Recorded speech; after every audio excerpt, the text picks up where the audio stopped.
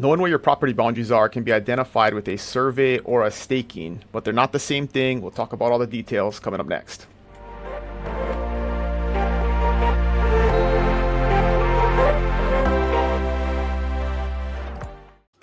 Hey, what's going on, friends? Today we're going to talk about surveys and stakings, and these are the ways that you find out where your property boundaries are on your property. But it's important to know the difference because they're not the same, and they're two separate items that you can ask for in a contract.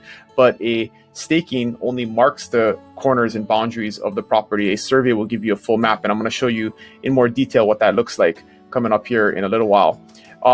In general, these are a seller cost, so it can be negotiated, but when you ask for them in a contract, the way the contract is written, they are a seller cost unless you do a special term to modify that and offer to pay for it. In a seller's market, a lot of times sellers will not want to pay for it, and you can pay for it as a buyer if you elect to. And we always recommend that you do one because to be safe, you want to make sure you know where your boundaries are and there are no encroachments or setback violations or anything like that that could affect your property in the future.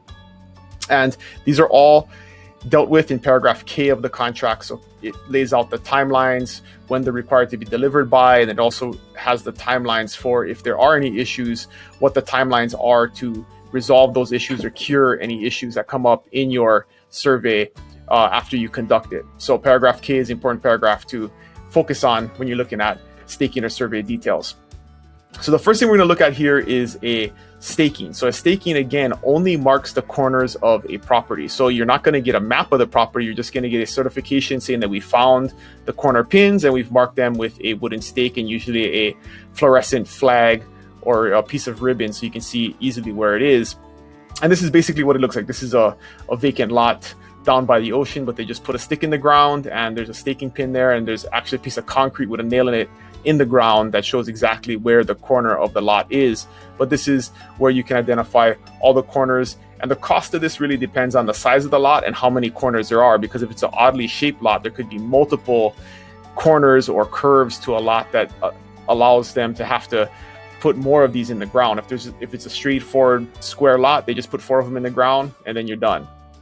So that's what a staking is, just marking the corners.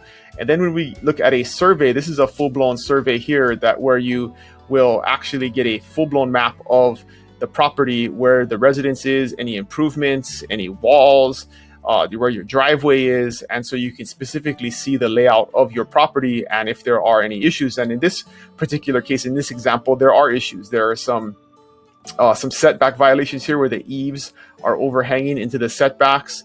There are some encroachment issues down here with a rock wall that encroaches outside of the lot down here in the corner.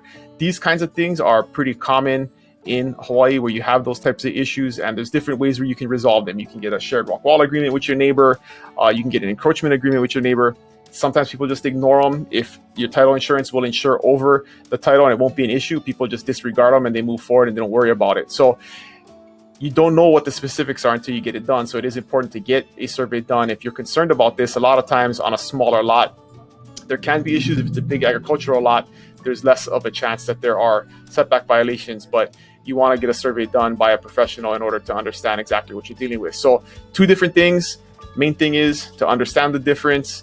And if you have any questions, you can always reach out to Dylan at buybigisland.com or put them in the comments below and we can help you out with that. But you want to have somebody who has some experience look at this and give you some good advice and interpret what you're looking at, because sometimes it's not always clear and it's not something that people deal with on a daily basis normally. So again, if you have any questions, Dylan at buybigisland.com. Thank you guys for watching. See you guys next week. Aloha.